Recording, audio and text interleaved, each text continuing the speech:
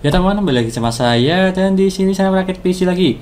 PC gaming yang ada di sini menggunakan Core i5 Gen 12 yang tray ya, nggak ada boxnya yang ada di sini. Dan juga GTX 1660 Super yang ada di sini. Ini pun second, bukan baru, supaya lebih menghemat budget yang ada di sini. Untuk part yang ada di sini di harga 10.350.000. Apakah worth it atau tidak di harga 10 jutaan? Ya dimana dengan tampilan sangat menarik sekali, berwarna hitam dan juga RGB full, serta menggunakan CPU cooler yang besar lah, sehingga RAM-nya tersebut itu tertutup semua. Tapi dari segi suhunya, dengan kita lihat aja nanti di akhir video dari segi suhunya, kurang lebihnya seperti itu. Dan di sini part-partnya baru semua kecuali dari segi GPU-nya aja. Jadi nggak masalah sih kalau GPU-nya, karena masih ada garansinya. Kurang lebihnya seperti itu. Dan sebelum saya jelaskan apa saja spesifikasi yang ada di sini dan juga mereviewnya dari segi gaming dan juga yang lainnya, jangan lupa klik subscribe di pojok kanan bawah tuh ya. Tinggal diklik seperti itu. Lanjut yang pertama, di sini saya menggunakan Core i5 Gen 12 12400F yang dimana dia tuh tray tanpa box supaya lebih menghemat lah.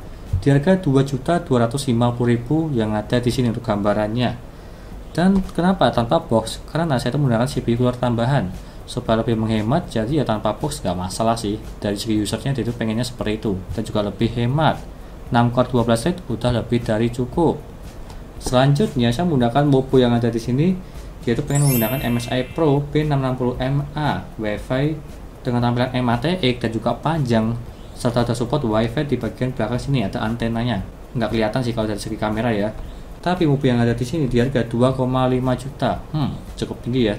Serinya P660MA Wi-Fi.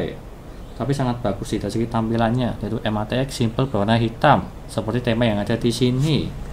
Selanjutnya saya tuh menggunakan ini RAM-nya, RAM Apacer Knox 2x8GB 3200 untuk kecepatannya, 16GB di harga 650.000. Sengaja saya memakai ini karena kalau memakai yang serinya tinggi-tinggi dari segi heatsinknya, heatsink RAM lah, dia itu akan menabrak dari segi CPU cooler yang ada di sini. Jadi saya memakai yang ini aja yang serinya tipenya kecil tapi masih ada heatsinknya supaya lebih dingin. Seperti contoh yang ada di sini untuk gambarannya, dia itu tertutup semua dari segi RAM-nya. Tapi dari samping masih kelihatan lah tulisan Knox yang ada di sini, Apacer Knox-nya. Dan juga ini udah bagus dari segi kualitas dan juga RAM-nya, Apacer Knox. Selanjutnya saya menggunakan SSD NVMe yang ada di sini, Adata Legend 710, udah saya review di video sebelumnya. Untuk yang ada di sini 512GB udah saya tancapkan di bagian dalamnya sini. Heatsinknya nggak saya pasang karena di MOPO-nya ini jadi udah free heatsink M.2, jadi lebih tebal heatsink dari bawaan ya MOPO-nya ya. Jadi saya memakai ini supaya lebih simple dan juga berwarna hitam, nggak kelihatan dari segi kamera karena ketutup dari segi GPU dan juga CPU coolernya yang terbilang besar ya yang ada di sini.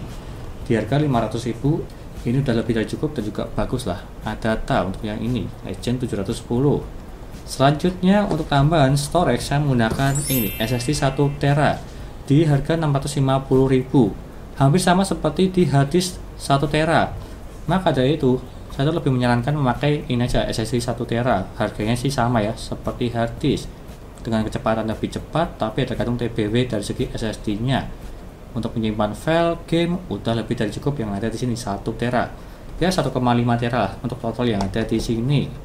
Dan selanjutnya saya menggunakan GPU ini ya, Furion GTX 1660 Super yang ada di sini dari 6GB untuk VRAM-nya.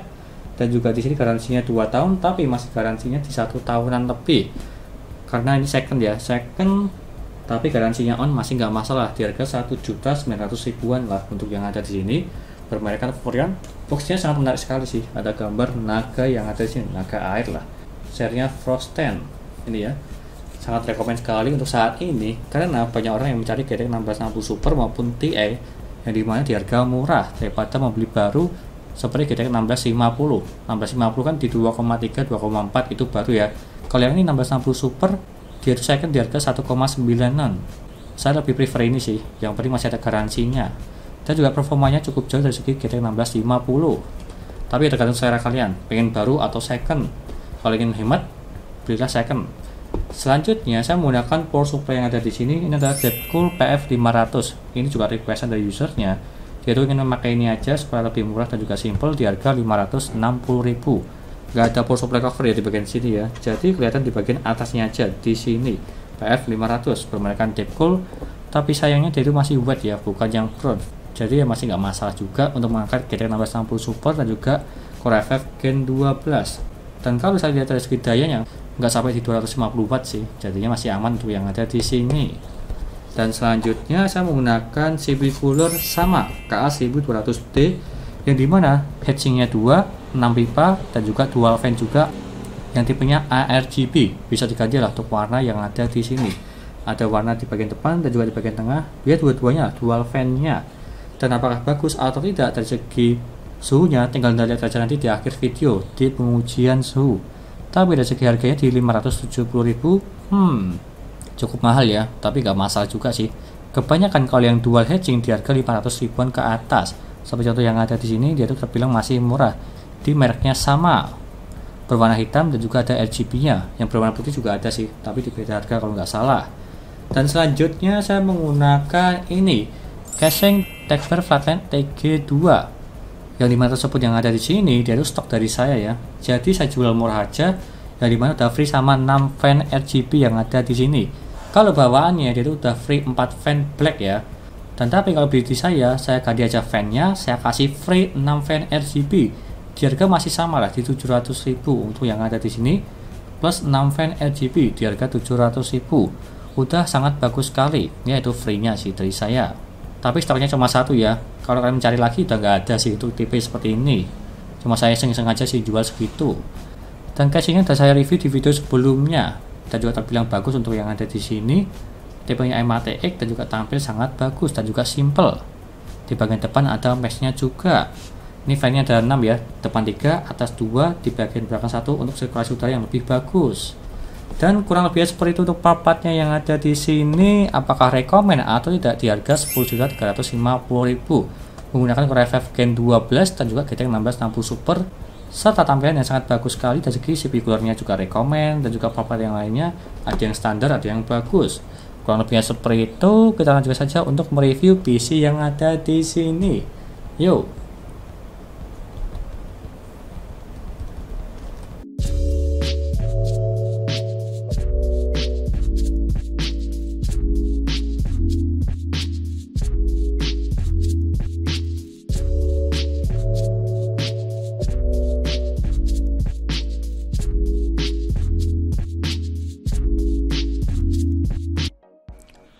Lanjut yang pertama, dari segi pengujian booting Windows menggunakan NVMe Adata Legend 710. Dan kita tunggu aja seberapa cepat dia untuk booting Windows-nya.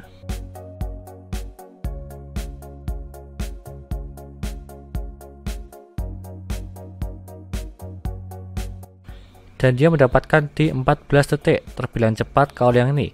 Standarnya NVMe biasanya tersebut di 15 detik, tapi kalau yang ini di 14 detik terbilang cepat. Tapi terkadang di berbeda PC, berbeda kecepatan, meskipun sama-sama menggunakan SSD NVMe yang sama, Adata Legend 710.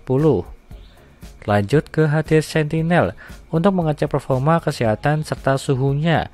Yang pertama NVMe Adata, dia itu 100% semua, dan juga node-nya dia itu perfect, serta suhunya di 33 derajat terbilang dingin kalau yang ini, ditambah dengan heatsink bawaan Mobo MSI, jadi aman lah di bawah 40 derajat. Dan lanjut dari segi SSD Phenom RX, dia itu juga sama 100% semua dan juga node-nya dia itu perfect serta suhunya di 36 derajat terbilang ini dingin di bawah 40 derajat untuk SSD SATA Phenom RX. Lanjut ke Crystal Disk Mark untuk mengecek kecepatan dari segi SSD NVMe Adata Legend 710. Untuk yang ini membaca mendapatkan di 2520 dan juga menulisnya di 1267. Dan jika kita bandingkan yang ada di websitenya, dia itu up to-nya 2400 per 1800. Kalau kita lihat membacanya melebihi 120. Kalau menulisnya dia itu agak jauh di 500-an. Jadi bisa dibilang ini kurang sesuai juga dari segi menulisnya. Meskipun membacanya dia itu melebihi. Kurang lebihnya seperti itu. Lanjut ke HP monitor. Menggunakan sama KA1200D untuk menginginkan Core i5 Gen 12. Untuk minimal yang mendapatkan di 30 derajat, terbilang dingin kalau yang ini, dan juga maksimalnya di 63 derajat. Untuk pengujian minimalnya saya cuma diem aja di desktop tidak ngapa-ngapain, dia mentok paling bawah di 30 derajat terbilang ini dingin. Dan juga maksimalnya saya tes di Cinebench R15 5 kali berturut-turut dan dia mentok paling tinggi di 63 derajat terbilang ini masih aman di bawah 70 derajat menggunakan sama KA1200D. Lanjut ke channel bench R15. Untuk OpenGL mendapatkan di 241 fps menggunakan GTX 1660 Super dan juga CPU mendapatkan di 1812 CP menggunakan Core i5 Gen 12 6 core 12 thread. Lanjut ke gamingnya, yang pertama GTA 5 settingan 1080p dan juga settingan Very High itu mendapatkan di 156 fps. Ini masih sangat lancar di settingan rata kanan. Apalagi di game GTA Roleplay itu juga masih aman lah, di settingan Very High masih bisa. Apalagi kalau ini lebih nyaman di settingan high aja untuk di GTA Roleplay. Kurang lebihnya seperti itu. Lanjut ke Need for Speed Heat settingan 1080p dan juga settingan high itu mendapatkan di 62 fps. Ini juga masih aman di settingan high, masih mendapatkan di 60 fps. Standar aman dan juga smooth lah untuk layarnya di game Need for Speed Heat. Lanjut ke Apex Legends di settingan 1080p dan juga settingan Very High itu mendapatkan di 102 fps. Ini pun juga masih aman di settingan Very High, masih mendapatkan di atas 100 fps di game Apex Legends. Kalau misal di game battlenya di settingan high udah lebih dari cukup lah untuk yang ini.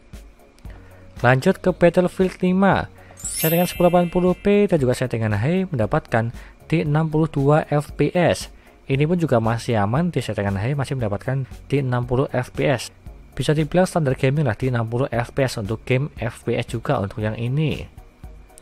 Lanjut ke PUBG Steam settingan 1080p dan juga settingan ultra itu mendapatkan di 120 fps. Ini pun juga masih aman di settingan rata kanan di ultra, mendapatkan di atas 100 fps di game PUBG Steam. Lanjut ke Dota 2 settingan 1080p dan juga settingan high mendapatkan di 119 fps. Ini pun juga masih aman di settingan rata kanan, mendapatkan di atas 100 fps di game Dota 2. Terbilang ringan lah untuk yang ini. Lanjut ke Resident Evil 6 settingan 1080p dan juga settingan high mendapatkan di 152 fps. Ini pun juga masih aman di settingan rata kanan, mendapatkan di atas 100 fps di game ini Resident Evil 6. Lanjut ke Blender menggunakan project BMW dan dia mendapatkan di 46 detik menggunakan GPU render GTX 1660 Super untuk yang ini. Lanjut ke dayanya. Untuk minimal yang mendapatkan di 59 watt dalam posisi tidak ngapa-ngapain di desktop, cuma diem aja, dia mentok paling bawah di 59 watt terbilang ini irit. Dan juga maksimal yang mendapatkan di 188 watt. Untuk yang ini juga masih aman lah, masih sahabat PLN di bawah 200 watt. Dan juga ini saya tes di game Resident Evil 6 settingan 1080p dan juga settingan high, dia mentok paling tinggi di 188 watt. Dan juga power supply-nya aman lah menggunakan DevCool PF500 watt dengan mengangkat Core i5 Gen 10 dan juga GTX 1660 Super. Kurang lebihnya seperti itu. Lanjut ke kesimpulannya. Di harga 10.350.000 worth it atau tidak? Kalau aku pribadi terbilang ini worth it untuk zaman sekarang. Dan apalagi untuk saat ini ya, saat ini pada saat diupload videonya bisa lebih murah lah di bawah 10 juta. Karena part-partnya yang ada di sini ini tuh dirakit pada akhir bulan April. Jadinya udah agak lama, 1 bulan lebih, karena banyak ngantri videonya. Jadi nggak masalah, yang penting untuk saat ini masih bisa di bawah 10 juta dengan spek Core i5 Gen 12 dan juga GTX 1660 Super. Seperti contoh yang ada di sini, tampilan berwarna hitam dan juga RGB semua. Masih worth it lah untuk saat ini di tahun 2023. Dan semua listnya ada di sini dan juga semua linknya ada di deskripsi. Tinggal kalian beli aja jika kalian berminat untuk part-partnya yang ada di sini semua dengan tampilan hitam dan juga RGB. Serta harganya pasti turun lah di bawah 10 juta untuk semua part-part yang ada di sini. Kurang lebihnya seperti itu. Sekian dari saya, terima kasih sudah menonton dan juga jangan lupa like dan subscribe.